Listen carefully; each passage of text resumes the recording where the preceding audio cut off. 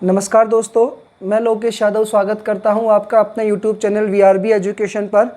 दोस्तों, अपन ने जो स्पेशल आर्मी अग्निवीर की जो सीरीज स्टार्ट की हुई थी उसी को कंटिन्यू करते हैं और प्लेलिस्ट में आपको कंटिन्यू ज्योग्राफी की वीडियोस अपलोड की जा चुकी है। सारी वीडियोस में अपलोड कर दी जा चुकी है, जिसके अंतर्गत भारत का सामान्य परिचय, भारत के भौतिक प्रदेश, स्पेशल कुछ टॉपिक्स हो जाते हैं मंडल टॉपिक, जिसके अंतर्गत धरातल के ऊपर वाले, धरातल के नीचे वाले। नीचे वालों की बात करें तो भूकंप और ज्वालामुखी टॉपिक कंप्लीट कर दिए गए हैं। उसके अलावा बात करें दोस्तों ऊपर की वायुमंडल, जलमंडल, स्थल मंडल, और फिर बात करें तो जैव मंडल टॉपिक और सौर मंडल टॉपिक, जो आपके आरबी में 101 एंड 101 क्वेश्चन जिसमें से क्वेश्चन पूछे जाते हैं, वो सारे ज्योग्राफी के कंप्लीट किए जा चुके हैं। आप उनको जरूर प्लेलिस्ट में देखिएगा। अब बात करता हूं हिस्ट्री को लेकर के, और हिस्ट्री के अकॉर्डिंग दोस्तों अपन ने आपको पिछली वीडियोस मैंने आपको बताया था कि प्राचीन काल का इतिहास, मध्यकाल का इतिहास, आधुनिक काल का इतिहास, 3 चैप्टर्स में दोस्तों अपन इस टॉपिक को क्लियर करते हैं, ये हिस्ट्री वाले चैप्टर को। भाई अब प्राचीन काल का इतिहास और मध्यकाल का इतिहास, आज 2 वीडियोस लेकर चल रहा हूं इस टॉपिक को लेकर के।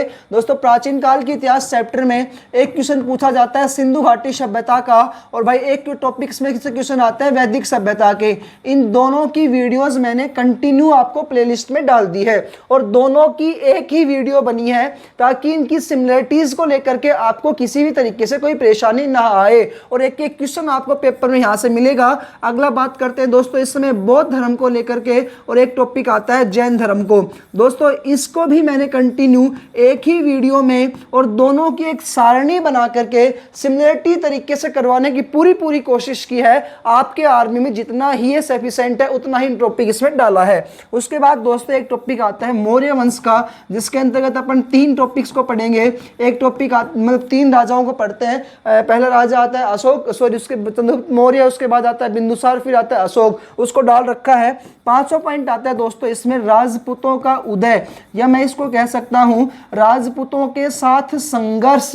अब भाई ये संघर्ष हुआ था जिसको अपन युद्ध भी कह सकते हैं, तो दोस्तों इस टॉपिक में युद्ध को क्लियर करूंगा। जैसे ये संघर्ष खत्म होगा तो भाई यहां पर दिल्ली सल्तनत टॉपिक आएगा मध्यकाल के इतिहास चैप्टर में। दोस्तों, इस दिल्ली सल्तनत के अंतर्गत कुल 5 वंशों ने शासन किया था। उन 5 वंशों के बारे में सामान्य जानकारी तो दूंगा ही दूंगा। इसके अलावा दोस्तों इस टॉपिक से जितने भी क्वेश्चन आपसे पूछे जाते हैं वो भी कंटिन्यू आपको यहां पर मिलेंगे। पहला वंश आता है गुलाम वंश, दूसरा आता है दोस्तों खिलजी वंश, तीसरा टॉपिक आता है तुगलक वंश, चौथा टॉपिक आता है भाई सैयद वंश, और 5वां आता है दोस्तों इसमें लोधी वंश। तो ये टॉपिक आपको कंटिन्यू इसी वीडियो में दूंगा। इसके अलावा बात करूं तो लोधी वंश समाप्त होगा, और भाई यहां पर पानीपत के प्रथम युद्ध में नए वंश की स्थापना की जाएगी। वो टॉपिक आएगा दोस्तों मुगल वंश का चैप्टर। यहां तक क्यों बता रहा हूं, क्योंकि आज का जो टॉपिक मैं स्टार्ट कर रहा हूं वो प्रमुख युद्ध को लेकर के, इन युद्धों से 5 वंशों को लेकर तक कंप्लीट करूंगा, यानी कि लोधी वंश तक का टॉपिक दोस्तों आपका इसमें कंप्लीट किया जाएगा। उम्मीद है आपको इतना समझ में आया होगा। फास्ट चलूंगा क्योंकि टाइम हमारे पास थोड़ा है। हाँ जी, हेडिंग होगा अपना प्रमुख युद्ध या ऐतिहासिक युद्ध। अब बहुत सारे हैं, लेकिन टॉपिक वाइज मैं आपको ऐतिहासिक या प्रमुख युद्ध टॉपिक हेडिंग होगा भाई इस चैप्टर का। ऐतिहासिक या प्रमुख युद्ध की हेडिंग डालते हैं। सबसे पहला जो युद्ध हुआ था उस युद्ध का नाम आता है दोस्तों 10 राज्य युद्ध। कौन सा युद्ध हुआ था? 10 राज्य युद्ध। भाई ये तो 10 राज्य युद्ध हुआ था, इसका अर्थ क्या होता है? 10 राज्य यानी दोस्तों राजाओं की सेनाओं का युद्ध। तो 10 राजाओं की सेनाओं का युद्ध जो होता है वो क्या कहलाता है? 10 राज्य युद्ध कहलाता है। दूसरा पॉइंट क्वेश्चन अपने से पूछता है इस 10 राज्य युद्ध की जानकारी हमें कहां से मिलता है, इसका उल्लेख हमें कहां से मिला? तो इसका आंसर जो आएगा दोस्तों वो आएगा वैदिक सभ्यता से मिला है। कहां से मिला है दोस्तों? वैदिक सभ्यता से मिला। और वैदिक सभ्यता में भी कौन से यहाँ पर वेद चलते हैं? ऋग्वेद, यजुर्वेद, सामवेद, अथर्ववेद, सब कुछ डाल रखा है वैदिक सभ्यता और सिंधु घाटी सभ्यता से पहली वाली वीडियो में हिस्ट्री के। वैदिक सभ्यता में भी किस में से मिलता है दोस्तों? ऋग्वेद में मिलता है। और ऋग्वेद के भी दोस्तों एक मंडल आता है 7वां मंडल। तो ऋग्वेद के 7वें मंडल में इसका उल्लेख मिलता है 10 राज्य युद्ध का। दूसरी बात करता है ये 10 राज्य युद्ध किस नदी के किनारे हुआ था? तो उसका सही आंसर आएगा रावी या परुष्णी नदी के किनारे दोस्तों ये युद्ध हुआ था। इसी नदी को अपन बाद में देखते हैं, बाद में और अन्य नामों से भी जानते हैं। वैज्ञानिक नाम होता है इसका इरावती नदी। या इस नदी किनारे क्या हुआ था भाई? ये युद्ध हुआ था। युद्ध का कारण क्या था? युद्ध का रीजन क्या था भाई? तो रीजन था इसका, एक गणराज्य होता था दोस्तों, उस गणराज्य का नाम था त्रित्सु गणराज्य। राज्य का क्या नाम आता है? तो त्रित्सु गणराज्य। इस त्रित्सु गणराज्य का राजा का नाम था सुदास। राजा कौन था दोस्तों? सुदास। त्रित्सु गणराज्य के राजा का क्या नाम आता है? सुदास आता है। इस सुदास ने क्या किया, इसका एक पुराना पुरोहित होता था, उसका नाम था विश्वामित्र। तो पुराने पुरोहित का क्या नाम था दोस्तों? विश्वामित्र था। इसने क्या किया, पुराने पुरोहित को हटाया, विश्वामित्र को, और उसके स्थान पर एक नया पुरोहित लेकर के आ गया। यानी कि इसने एक नया पुरोहित बना लिया, उसका नाम आता है वशिष्ठ। ये नया पुरोहित बन गया। इस बात से विश्वामित्र हो गया नाराज, बोले अच्छा तू मेरे से बड़ा हो गया राजा, हम पुरोहित जो होते हैं तुमसे बड़े होते हैं, हमें आदर सम्मान करो। तो विश्वामित्र इस बात से नाराज हो जाता है और दोस्तों इसने 10 राजाओं की सेना को इकट्ठा किया और 10 राजाओं की सेना को इकट्ठा करके इसने दोस्तों युद्ध किया। किसके साथ? सुदास के साथ युद्ध किया और रावी नदी के किनारे ये युद्ध हुआ, जिसमें कौन जीतता है? तो राजा सुदास इसमें विजयी होता है। एक टॉपिक है आपका 10 राज्य युद्ध को लेकर के। दूसरा युद्ध देखते हैं भाई, इसमें कंटिन्यू लेके चलूंगा दोस्तों, टॉपिक जो होंगे सारे के सारे कवर होते चलेंगे आपके इस टॉपिक से। हाइडेस्पिस का युद्ध, हाइडेस्पिस का युद्ध दोस्तों ये 322 बीसी में हुआ था। बीसी आप जानते हो बिफोर क्राइस्ट, यानी कि ईसा मसीह के जन्म से पहले जो घटनाएं होते हैं बीसी बोलते हैं, ईसा मसीह के जन्म की बाद की जो घटनाएं होते हैं एडी या सी के नाम से जाना जाता है। 322 बीसी में दोस्तों यूनान का एक राजा था, तो यूनानी राजा का क्या नाम आता है? महान सिकंदर या अलेक्जेंडर सिकंदर। इसे ही दोस्तों इतिहास में किस नाम से जाना जाता है? इसे ही कहा जाता है महान सिकंदर। दोस्तों इस अलेक्जेंडर सिकंदर के द्वारा हाइडेस्पिस के मैदान में एक राजा थे पंजाब के। कहां के राजा थे? पंजाब के। राजा का नाम आता है पोरस या इन्हीं का दूसरा नाम आता है पुरु। इनके ऊपर क्या किया गया? आक्रमण किया गया। अलेक्जेंडर सिकंदर के द्वारा दोस्तों क्या किया गया? आक्रमण किया गया। कौन से राजा के ऊपर किया गया? तो आंसर होगा आपका ये पंजाब के राजा सिकंदर के ऊपर भाई इन्होंने आक्रमण किया। सॉरी, पंजाब के राजा पुरु या पोरस के ऊपर इन्होंने आक्रमण किया, जिसमें पंजाब के राजा पुरु या पोरस क्या हो गए? हार गए। जिसमें पंजाब के राजा पुरु या पोरस हार जाते हैं। तो पंजाब के राजा पोरस या पुरु पर आक्रमण किया, जिसमें ये हार गए। विजेता कौन हुआ इसमें दोस्तों? 322 बीसी। अलेक्जेंडर सिकंदर इसमें होता है विजेता। सिकंदर को देख लेते हैं, एक दो क्वेश्चन पूछते हैं इसके। सिकंदर के गुरु का क्या नाम था? तो गुरु का नाम आता है अरस्तु। सिकंदर के पिता का क्या नाम था? पिता का नाम था दोस्तों फिलिप। तीसरा क्वेश्चन, सिकंदर जो था इसने सबसे पहले कौन सी उपाधि धारण की थी यहाँ पर? तो विश्व विजेता की उपाधि धारण की। इसने पूरे विश्व को जीतने की उपाधि धारण की थी भाई। तो विश्व विजेता की इसने यहाँ पर क्या धारण की? उपाधि धारण की। अगला पॉइंट देखिएगा, सिकंदर जो था इसने भारत में आकर के सबसे पहला आक्रमण पंजाब के राजा पोरस या पुरु पर किया। और चौथा पॉइंट आता है कौन सी नदी को पार करने से मना किया? तो नदी को पार करने से मना किया सिकंदर के सैनिकों ने, नदी को पार करने से मना किया सिकंदर के सैनिकों ने। दोस्तों उस नदी का नाम आएगा व्यास नदी, और व्यास का ही अन्य नाम मिलता है पिपासा नदी, या इसे ही कहा जाता है रोग भक्षणी नदी। दोबारा से देखिएगा, हाइडेस्पिस का युद्ध 322 बीसी में किस नदी के किनारे हुआ था? तो आंसर आएगा झेलम या वितस्ता नदी के किनारे हुआ। कौन सी नदी भाई? झेलम या वितस्ता नदी के किनारे युद्ध हुआ। ये किसके बीच में हुआ? अलेक्जेंडर सिकंदर पंजाब के राजा पोरस या पुरु के बीच में हुआ। कौन विजेता हुआ? जिसमें सिकंदर विजेता हुआ। अगला पॉइंट हाइडेस्पिस के युद्ध के बाद नेक्स्ट पॉइंट आता है अपना तीसरे नंबर का तीसरा युद्ध जो आता है दोस्तों वो युद्ध आता है कलिंग का युद्ध। अपन ने मौर्य वंश टॉपिक को अच्छे से पढ़ाया था, आपको याद हो तो यदि आपने नहीं देखे वीडियो जरूर देखिएगा, उसमें बिल्कुल आपके आर्मी से रिलेटेड जितने क्वेश्चन पूछ जाएंगे वो ही करवाए हैं। कलिंग का युद्ध दोस्तों 261 BC में हुआ था। ये राज्याभिषेक के अशोक के राज्याभिषेक के 9वें वर्ष में हुआ था। अशोक के राज्याभिषेक के अशोक का जब राज्याभिषेक हुआ था उसके 9वें वर्ष में हुआ था। अशोक के राज्याभिषेक के 9वें वर्ष में हुआ था। दूसरा क्वेश्चन पूछता है कलिंग के राजा का क्या नाम था दोस्तों, तो कलिंग का राजा इसका नाम था नंदराज। और उस समय इस पर आक्रमण कौन करेगा, तो मगध का राजा। मगध के राजा का क्या नाम था भाई, मगध के राजा का नाम था महान सम्राट अशोक। इसमें कौन विजेता हुआ, अशोक रहा विजेता। और दोस्तों यहाँ अशोक ने क्या किया, अपने गुरु का क्या नाम था, उपगुप्त।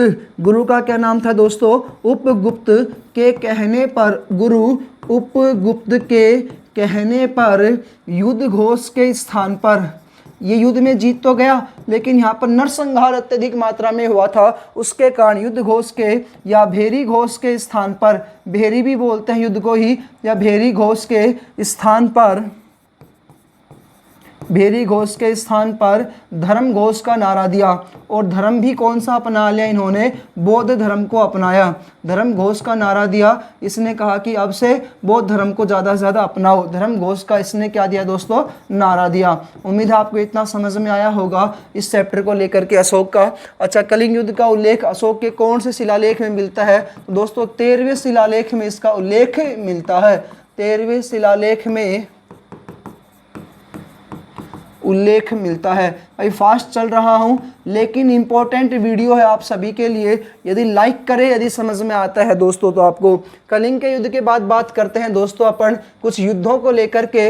अब आता है राजपूतों से संबंधित युद्ध। पहला युद्ध है तराइन का युद्ध। अब दोस्तों तराइन के कितने युद्ध हुए थे, 2 युद्ध हुए थे, तो दोनों युद्धों को लेकर चर्चा करेंगे अपन। तराइन का प्रथम युद्ध हुआ, और तराइन का प्रथम युद्ध किस किस के बीच में हुआ, तो भाई मैंने आपको एक टॉपिक बताया भी था, विदेशियों का आक्रमण का टॉपिक आता है, जिसमें मोहम्मद गोरी और अजमेर या दिल्ली का राजा था जिसका नाम था पृथ्वीराज चौहान तृतीय। इसके बीच में दोस्तों युद्ध हुआ, जिस युद्ध में कौन विजेता होता है, तो पृथ्वीराज चौहान तृतीय इसमें क्या होता है, विजेता होता है। पृथ्वीराज चौहान तृतीय इसमें क्या हुआ, विजेता हुआ। दोस्तों 5वां पॉइंट देखते हैं अपन, तराइन का दूसरा युद्ध, तराइन का सेकंड युद्ध।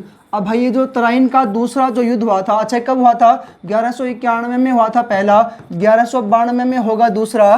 तराइन का मैदान कहाँ पड़ता है, तो हरियाणा में एक जिला आता है करनाल जिला, उसमें है तराइन का मैदान। तराइन का सेकंड युद्ध किस किस के बीच में हुआ, तो आंसर वही है same to same, Mohammad Ghori और भाई कौन किस किस के बीच में होगा, पृथ्वीराज चौहान तृतीय के बीच में युद्ध हुआ। इसमें कौन विजेता हुआ, तो भाई यहाँ पर दुर्भाग्य से अपन कह सकते हैं कौन विजेता हुआ, मोहम्मद गौरी विजेता हुआ। लेकिन आप ध्यान से सुनिएगा, यहाँ मोहम्मद गौरी ने पृथ्वीराज चौहान तृतीय के साथ विश्वासघात किया था। मोहम्मद गौरी की सेना ने सोते हुए पृथ्वीराज चौहान तृतीय की सेना पर आक्रमण कर दिया। सुबह का समय था, और इस वजह से यहाँ पर पृथ्वीराज चौहान तृतीय जो थे, यहाँ पर वीर मतलब कि पृथ्वीराज चौहान की सेना जो होती है यहाँ पर वीर गति को प्राप्त होती है, और पृथ्वीराज चौहान तृतीय इसमें घायल हो जाते हैं। जब वो युद्ध में हार जाते हैं तो इधर क्या हुआ, पृथ्वीराज चौहान तृतीय को कुछ इतिहासकार कहते हैं कि दिल्ली के लाल किला था, उस लाल किले में एक कुआं है, उस कुएं में इसको बड़े बड़े पत्थरों से दाब करके इसकी हत्या कर दी गई। और कुछ इतिहासकार क्या कहते हैं, सुनिएगा, मोहम्मद गौरी जब पहले युद्ध में हार चुका था पृथ्वीराज चौहान तृतीय से, तो मोहम्मद गौरी को 6 महीने तक पृथ्वीराज चौहान तृतीय ने जेल में डाल दिया था। उस समय इसको बरी कर दिया गया 6 महीने बाद। तो मोहम्मद गौरी ने पृथ्वीराज चौहान तृतीय से कहा था कि पृथ्वीराज, चाहे तो तू मेरी गर्दन काट सकता है, लेकिन अगर तूने मेरे को छोड़ा तो मैं बड़ी सेना लेकर के आऊंगा, तेरे ऊपर आक्रमण करूंगा।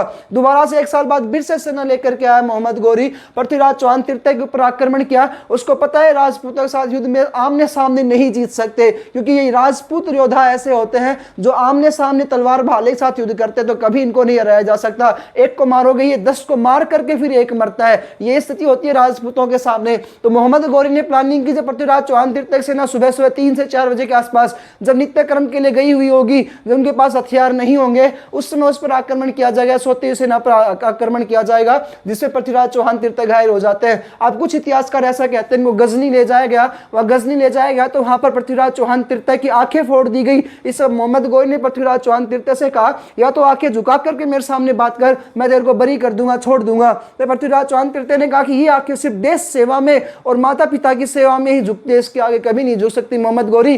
तो मोहम्मद गोरी ने क्या किया, गरम गरम सरिये लिए और इसकी आंखें फोड़ दी गई। इस बात की जानकारी पृथ्वीराज चौहान तृतीय के दरबारी कवि थे दोस्तों, जिनका नाम था चंद्रबरदाई। उस चंद्रबरदाई की एक पुस्तक आती है, एक ग्रंथ आता है जिसका नाम आता है पृथ्वीराज रासो। पृथ्वीराज के बारे में जो बताए साहित्य, रासो का अर्थ होता है दोस्तों साहित्य, पृथ्वीराज चौहान के बारे में जो बताए वो रासो कहलाता है। तो पृथ्वीराज रासो जो था इसमें चंद्रबरदाई की विशेषताओं को उल्लेख किया गया है। चंद्रबरदाई को पता चला कि मेरे मालिक पृथ्वीराज चौहान तृतीय की आंखें फोड़ दी गई है, वो यहाँ पर प्लानिंग करके गया। जब पृथ्वीराज चौहान तृतीय से मिला, बोले मैं आपको शब्द भेदी बाण जानते हो, आप उस शब्द भेदी बाण का प्रयोग करो और मोहम्मद गोरी की हत्या कर दो। बोले कैसे करूंगा, मोहम्मद गोरी तो आप अंदर बैठा हुआ है। बोले उसको बाहर लाना मेरा काम है, आपको मैदान दिया जाएगा और मैदान जाकर आप किसकी हत्या कर दो, मोहम्मद गोरी की हत्या कर देना। बोले ठीक है, प्लानिंग ली जाती है भाई। गजनी प्रदेश में, पूरे गजनी में मोहम्मद गोरी के द्वारा यह ऐलान कर दिया जाता है कि एक अंधा आदमी जो बिल्कुल अच्छे देख नहीं, एक अंधा आदमी जो अच्छे से देख भी नहीं सकता, वो अंधा आदमी मतलब एक सटीक निशाना लगाएगा। किस प्रकार से, तो ये देखने के लिए वहां पर भीड़ अत्यधिक वहां पर इकट्ठी हो जाती है और मोहम्मद गोरी के कहने पर गजनी के हर लोग वहां पर पहुंचे थे। एक पूरा दंगल लगाया गया, उस दंगल में उस आंखें फूटे पृथ्वीराज चौहान तृतीय को वहां पर उतारा गया और पृथ्वीराज चौहान तृतीय वहां पर उतरते हैं तो 4 से 5 खूंखार शेर, जो भूखे शेर थे, उनके जबड़े फाड़ देते हैं। कैसे फाड़े, सिर्फ उनकी आवाज को सुन करके, क्योंकि शब्द भेद को जानते थे इस वजह से। उसके बाद दोस्तों यहां पर चंद्रबरदाई के द्वारा एक दोहा पड़ा, अष्ट अंगुल 4 प्रमाण, ताप पर बैठा है सुल्तान, मत चौके चौहान। इसने कहा कि 4 अंगुल अष्ट प्रमाण, इतनी ऊंचाई पर बैठा हुआ है, 4 मंजिल पर बैठा हुआ है। कौन बैठा हुआ है, मोहम्मद गोरी बैठा हुआ है। अरे मुल्तान बैठा हुआ है, अरे चौहान मत चूक, इसने शब्द भेदी बाण चलाया और ठीक पर मोहम्मद गोरी के जाकर के लगने ही वाला था कि मोहम्मद गोरी का एक सेनापति होता है, उसका नाम आता है दोस्तों कुतुबुद्दीन ऐबक। उस कुतुबुद्दीन ऐबक ने क्या किया, मोहम्मद गोरी की जान बचा ली। इस वजह से मोहम्मद गोरी बड़ा खुश होता है, कुतुबुद्दीन ऐबक को यहाँ पर भारत में वापस अपना गुलाम वंश का नेता बना करके भेजता है। इधर पृथ्वीराज चौहान और चंद्रबरदाई को लगा कि हमने सटीक निशान लगा करके मोहम्मद गोरी की हत्या कर दी है, तो इससे यहाँ पर चंद्रबरदाई जो था वो चाहता था कि हम इन तुर्कों के हाथों या इन मुसलमानों के हाथों मौत ना ले, एक दूसरे को तलवार या कटार होती है, उस कटार को लेकर के आप दूसरे की हत्या कर लेते हैं। इस प्रकार चंद्रबरदाई पृथ्वीराज चौहान तृतीय पर मृत्यु हो जाती है। ये था त्राइन का प्रथम युद्ध, त्राइन का दूसरा युद्ध। दोस्तों अगला बात करते हैं अपन फिर से एक बार रिकॉल कर लीजिएगा भाई, फास्ट चल रहा हूं उसके पीछे रीजन है, टाइम थोड़ा बचा है आपके आर्मी के लिए। पहला पॉइंट आया था 10 राग के युद्ध, क्या कारण पूछ जाता है, नदी वगैरह पूछी जाती है। नेक्स्ट पॉइंट हमने पढ़ा है यहाँ पर हाइडेस्पिस का युद्ध क्या क्या था, क्या रीजंस थे, कौन आया था, क्या पॉइंट था, सब कुछ जाना, इसमें गुरु वगैरह का नाम पूछ जाता है। उसके बाद कलिंग का युद्ध के बारे में जो सामान्य जानकारी प्राप्त की है। उसके बाद आता है दोस्तों त्राइन का प्रथम युद्ध और फिर आता है त्राइन का सेकंड युद्ध। उम्मीद है दोस्तों आपको यहाँ तक कंटिन्यू समझ में आया होगा।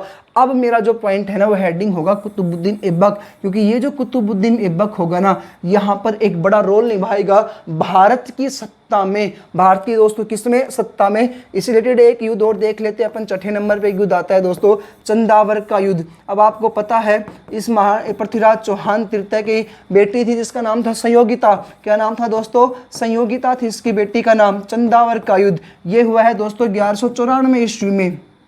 1194 ईस्वी में किस किस के बीच में हुआ, तो दोस्तों यहाँ पर कुतुबुद्दीन ऐबक, जिसको किसने भेजा है, मोहम्मद गोरी ने भेजा है कि तू जा और भारत पर अपना अधिकार कर। कुतुबुद्दीन ऐबक दोस्तों और पृथ्वीराज चौहान तृतीय का ससुर था, इसकी बेटी थी जो इसका नाम था संयोगिता, उसका पिता था उसका नाम था दोस्तों जयचंद। और जयचंद जो था ये कन्नौज का राजा था। कहाँ का राजा था, कन्नौज का था। और दोस्तों इसके वंश का भी बहुत बार पेपर में क्वेश्चन पूछा जाता है, कौन से वंश का था, गहडवाल वंश का था। और कन्नौज का भाई राजा था, कन्नौज के राजा गहडवाल वंशी राजा जयचंद जयचंद को कुतुबुद्दीन ऐबक ने यहाँ पर क्या किया, पराजित कर दिया। कुतुबुद्दीन ऐबक यहाँ पर विजयी हुआ चंदावर के युद्ध में। दोस्तों ये धोखेबाज है, इसने अपने ही दामाद पृथ्वीराज चौहान तृतीय को हराने के लिए, उससे दुश्मनी का बदला लेने के लिए इसी ने मोहम्मद गौरी को भारत पर आक्रमण करने के लिए उकसाया था। इसी ने पृथ्वीराज चौहान तृतीय के अंदर की गुफा के रास्तों वगैरह को इसने दिखलाया था। इसी के साथ मोहम्मद गौरी के सेनापति कुतुबुद्दीन ऐबक ने धोखा किया और जयचंद की यहाँ पर चंदावर के युद्ध में क्या कर दी, हत्या कर दी। आप जानते होंगे जयचंद जो था, इसकी एक बेटी थी, इसका नाम था संयोगिता। संयोगिता जो थी वो प्रेम करती थी पृथ्वीराज चौहान तृतीय से। और इधर क्या था, जयचंद का और पृथ्वीराज चौहान तृतीय का रिश्ता भी था। इधर रिश्ता इतना सा था कि संयोगिता जो थी ये पृथ्वीराज चौहान तृतीय की भतीजी लगती थी, लेकिन फिर भी एक दूसरे से प्यार कर लिया इन लोगों ने। दूसरा क्या हुआ, इस पृथ्वीराज चौहान तृतीय जो थे दिल्ली के राजा थे अनंगपाल, वहां उनके नाना लगते थे। पृथ्वीराज चौहान जो थे इनके नाना थे दिल्ली के राजा अनंगपाल। दोस्तों अनंगपाल के कोई पुत्र नहीं था, तो पृथ्वीराज चौहान तृतीय की वीरता को देखते हुए इन्होंने, अभी डीपली आपने अगर पढ़ना है तो प्लेलिस्ट में जाइए वीआरबी एजुकेशन में, और दोस्तों वहां पर कंटिन्यूटी दे रखा है पृथ्वीराज चौहान तृतीय के बारे में। स्पीड से इसलिए पढ़ा रहा हूं कि जितना पेपर आपके आर्मी में पूछेगा वही आएंगे भाई।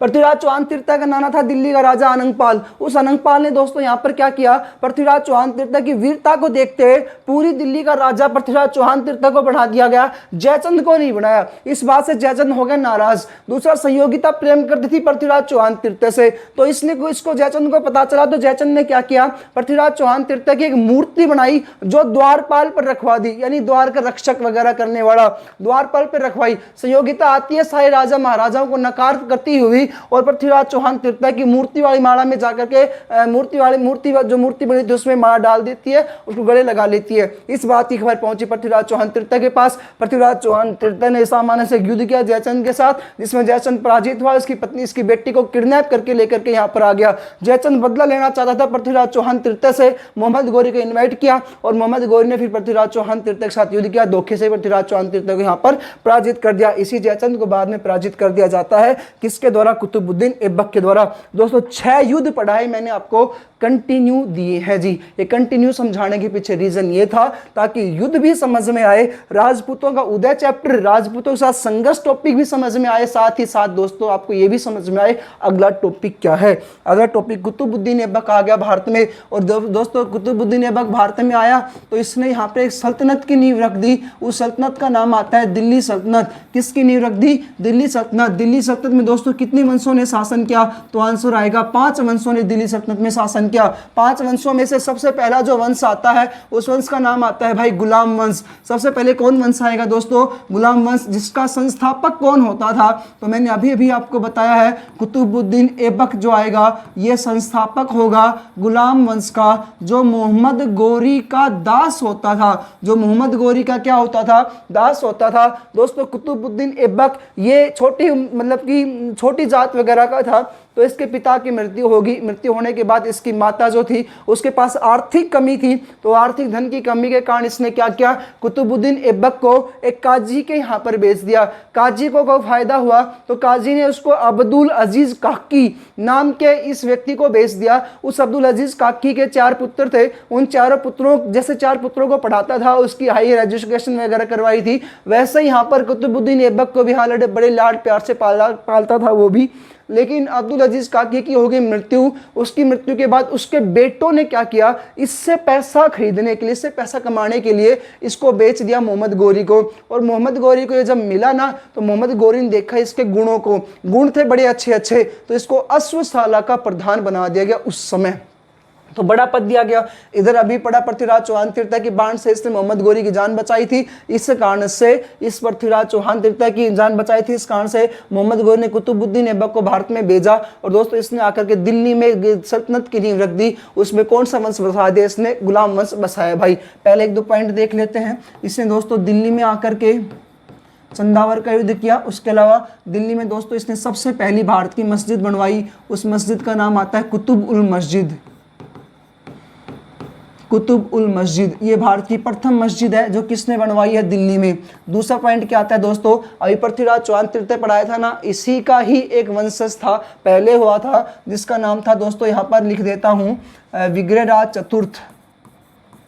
विग्रहराज चौहान, विग्रहराज चतुर्थ।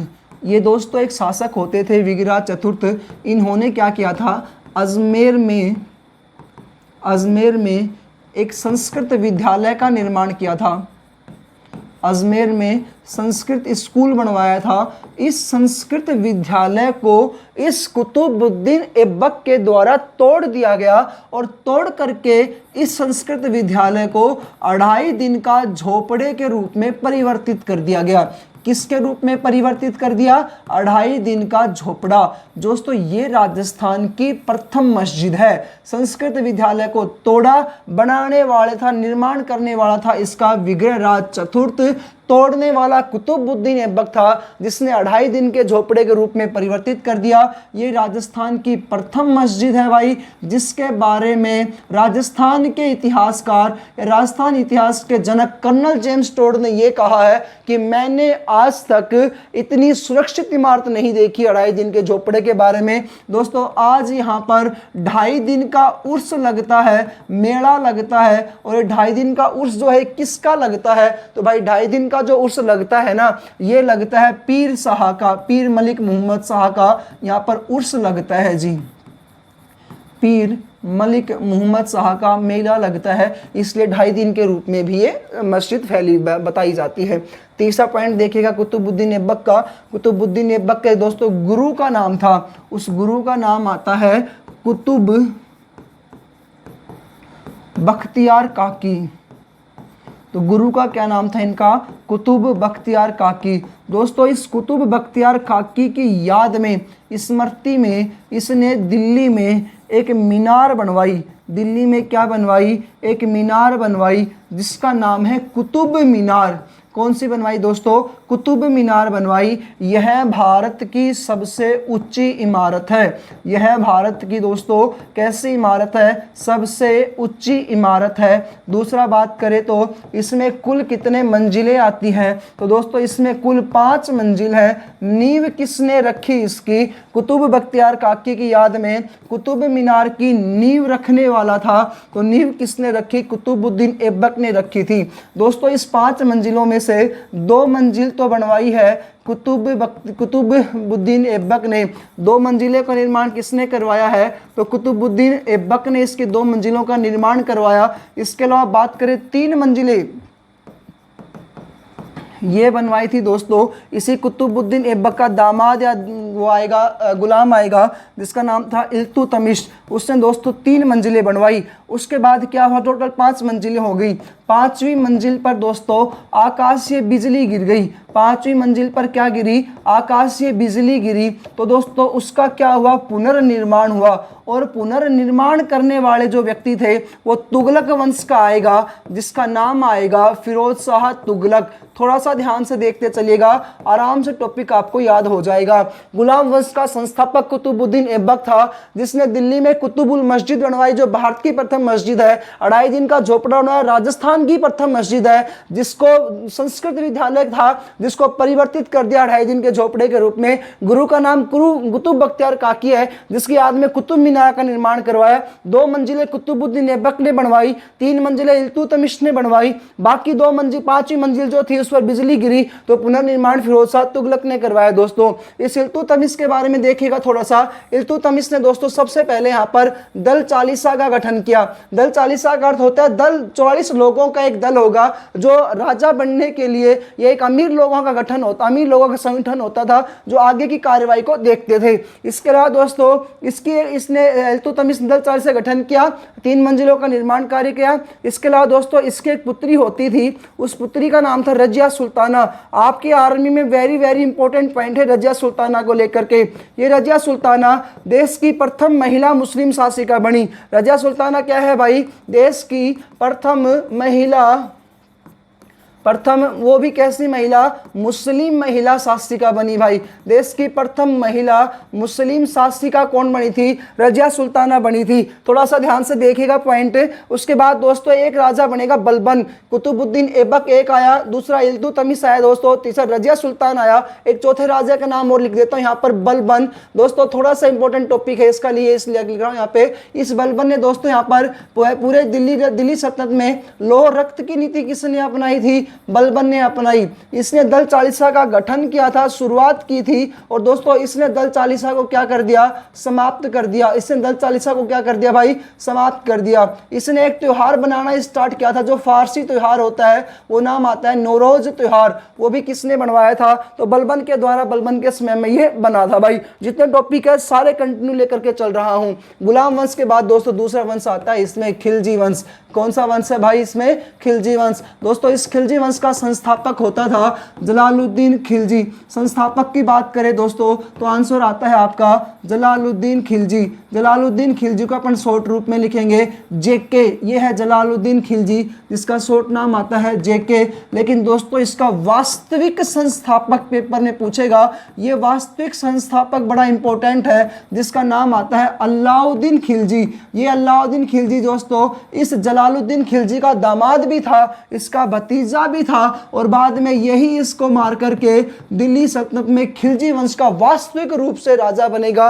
इसके द्वारा दोस्तों अपन बात करें तो 1301 में राजस्थान के में प्रथम शाखा करवाया गया था। जो 1301 में रणथंभौर रियासत थी, अमीरदेव चौहान वहां के राजा थे, वो वीर गति को प्राप्त होते हैं। उनकी पत्नी रंग देवी और उनकी बेटी पद्मा पद्मला तालाब में कूद करके जल में जोहर करती है। ये राजस्थान का ही नहीं बल्कि भारत का प्रथम जल जोहर है या एकमात्र जल जोहर है। उसके बाद बात करें 1303 में मेवाड़ पर इसने आक्रमण किया था 1303 में, और वहां पर मेवाड़ के जो राजा होते थे रावल रतन सिंह थे दोस्तों, और रावल रतन सिंह की पत्नी पद्मावती थी। उस मूवी का नाम भी आया था पद्मावत मूवी, या पद्मावत ग्रंथ भी आता है, मलिक मोहम्मद जायद के द्वारा अवधी भाषा में लिखा गया है। या इसी का दरबारी कवि बहुत बार पूछा जाता है, अलाउद्दीन खिलजी का दरबारी कवि कौन था, तो उसका आंसर आएगा अमीर खुसरो। और दोस्तों इस अमीर खुसरो के द्वारा एक पुस्तक लिखी गई है, उस पुस्तक का नाम आता है खजाइन उल फतूह। क्या पुस्तक है भाई, ये खजाइन उल फतूह ये पुस्तक है। इसमें भी युद्धों वगैरह के बारे में जानकारी मिलती है। तीसरे वंश की बात करते हैं अपन, तुगलक वंश आता है। तीसरा वंश कौन सा आएगा दोस्तों, तुगलक वंश आएगा, जिसका संस्थापक होता है गयासुद्दीन तुगलक। जिसका संस्थापक दोस्तों कौन था, गयासुद्दीन तुगलक। इसके अलावा दोस्तों इसमें एक राजा और याद रखिएगा आप, फिरोज शाह तुगलक। और फिरोज शाह तुगलक के बारे में अभी मैंने आपको पीछे बताया था, इसके एक विशेषता कि इसके समय में किसका पुनर्निर्माण करवाया गया था, तो कुतुब मीनार की 5वीं मंजिल का पुनर्निर्माण करवाया गया। भाई फास्ट चल रहा हूँ, टाइम थोड़ा बचा है, इसलिए थोड़ा सा ध्यान से आप देखते चलेगा। यदि आपको थोड़ा सा डीपली पढ़ना भी है तो भाई आप हमारे VRB एजुकेशन के YouTube चैनल पर जाकर के प्लेलिस्ट में वीडियो देखेगा। पूरी हिस्ट्री मैंने आराम से एक एक नोट्स को बनाते हुए और डीपली तरीके से पढ़ाई है। कोई भी अदर कॉम्पिटिटिव एग्जाम्स की तैयारी कर रहे हैं जरूर इसको ज्वाइन करेगा। इसके अलावा दोस्तों यहाँ शॉर्ट चल रहा हूँ, इंपॉर्टेंट टॉपिक है दोस्तों। एक फिरोज शाह तुगलक के द्वारा काम ये करवाया गया था। दूसरा अभी एक टॉपिक पढ़ाऊंगा जजिया कर। जब मुगल वंश पढ़ाऊंगा तो जजिया कर का नाम वहां पर आएगा, इसको वहां पूर्ण रूप से समझा दूंगा। जजिया कर दोस्तों इसने यहाँ पर ब्राह्मणों के ऊपर जजिया कर को लागू किया था। अभी एक छोटा सा टॉपिक बता भी देता हूं, ब्राह्मणों पर जजिया कर लागू किया था इसने। जजिया कर जो होता था गैर मुसलमानों से लिए जाने वाला एक टैक्स होता था, जिस जजिया कर का सबसे पहले शुरुआत की गई थी मोहम्मद बिन कासिम के द्वारा। जो शुरुआत की गई थी सिंध के राजा दाहिर के ऊपर, उसने 5 लोगों को छूट दिया था। ब्राह्मणों को छूट दी, बोले इनसे जजिया कर नहीं लिया जाएगा, महिलाओं से नहीं लिया जाएगा, बच्चों से नहीं लिया जाएगा, विकलांगों से नहीं लिया जाएगा और बुजुर्गों से नहीं लिया जाएगा। लेकिन इसने फिरोज शाह तुगलक ने कहा ब्राह्मणों से भी टैक्स लिया जाए। भाई तो यहां तक का आपको फिरोज शाह तुगलक को याद करना है। चौथा पॉइंट लेते हैं दोस्तों, इसमें चौथे वंश का नाम आता है, उसका नाम आता है सैयद वंश। चौथे वंश का क्या नाम है जी, सैयद वंश। और दोस्तों सैयद वंश का जो संस्थापक था उसका नाम है खिज्र खां। बस इसका इतना ही याद रख लोगे तो भी बड़ा इंपॉर्टेंट है आपके लिए। उसके बाद 5वां जो राजा आता है, 5वां जो वंश आता है दोस्तों, उसका नाम आता है लोधी वंश। क्या नाम है भाई इसका, लोधी वंश है। और लोधी वंश का पहला राजा या वास्तविक जिसका संस्थापक जो था उसका नाम आता है बहलोल लोधी। क्या नाम है जिसका, बहलोल लोधी। बहलोल लोधी दोस्तों। इसमें अंतिम राजा की जरूर बात करूंगा मैं यहाँ पर। अंतिम जो राजा थे उनका नाम क्या आता है, तो भाई अंतिम जो राजा है उनका नाम आता है इब्राहिम लोधी। यहाँ पर अंतिम राजा है दोस्तों इब्राहिम लोधी। जिस इब्राहिम लोधी को मेवाड़ के राजा थे महाराणा सांगा, कौन थे? मेवाड़ के महाराणा सांगा, जिनके बारे में कहा जाता है ये खंडरों के सम्राट है, सैनिक भग्नावेश है, शरीर पर 80 घाव होते हुए भी बाबर को भारत से बाहर भगाने की कोशिश करते हैं। ऐसे मेवाड़ के महाराणा सांगा ने इस इब्राहिम लोदी को 2 बार युद्धों में पराजित किया था। दोस्तों युद्धों के नाम भी अपने इंपॉर्टेंट आते हैं, लिख देता हूं, कोई दिक्कत नहीं है आपको, बाकी थोड़ा सा ध्यान से देखोगे आप आराम से याद हो जाएंगे आपको। बाड़ी का युद्ध आया था, धौलपुर में हुआ था, 1518 की बात है, बाड़ी का युद्ध।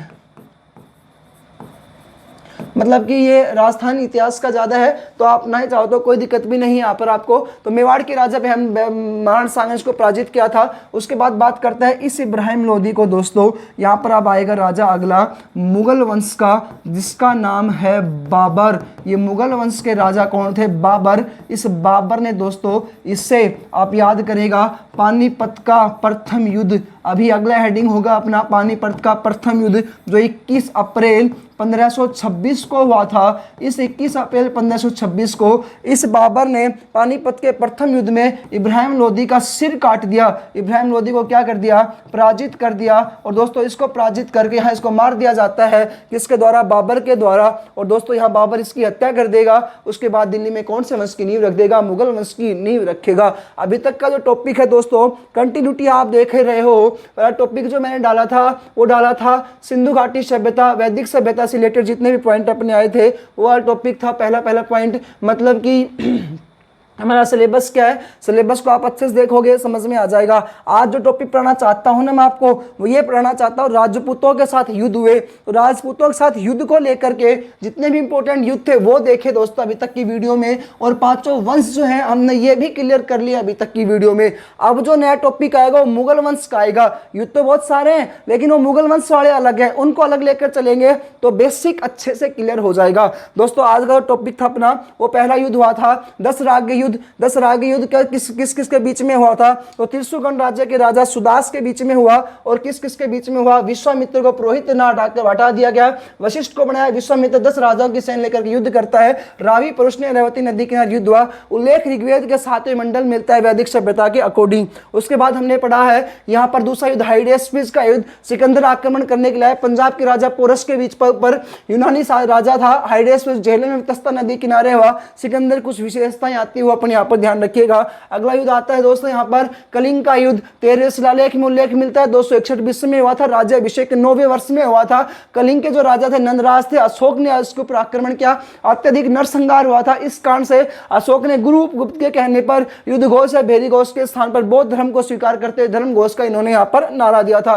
उसके बाद बात करते हैं इनका त्रैन का प्रथम युद्ध, त्रैन का सेकंड युद्ध। मोहम्मद गौरी पहली बार हार जाता है, दूसरी बार इसमें मोहम्मद गौरी धोखे से जीत जाता है। कुतुबुद्दीन ऐबक को यहाँ पर भारत में अपना सेनापति बनाकर भेजता है, जो भारत में गुलाम उसकी नींव रखेगा। इसी कुतुबुद्दीन ऐबक ने 1194 ईस्वी में दोस्तों जयचंद को यहाँ पर पराजित किया था। इसके अलावा बात करें दिल्ली सल्तनत के 5 वंशों के बारे में, जिनके बारे में थोड़ी जानकारी मैंने आपको दे दी है, जो भी आपके आर्मी में क्वेश्चन पूछे जाते हैं उनके लिए। यदि दोस्तों आपको वीडियो अच्छी लगे लाइक करें, चैनल को सब्सक्राइब करें। मिलते हैं दोस्तों अन्य वीडियो में। जय हिंद, जय भारत।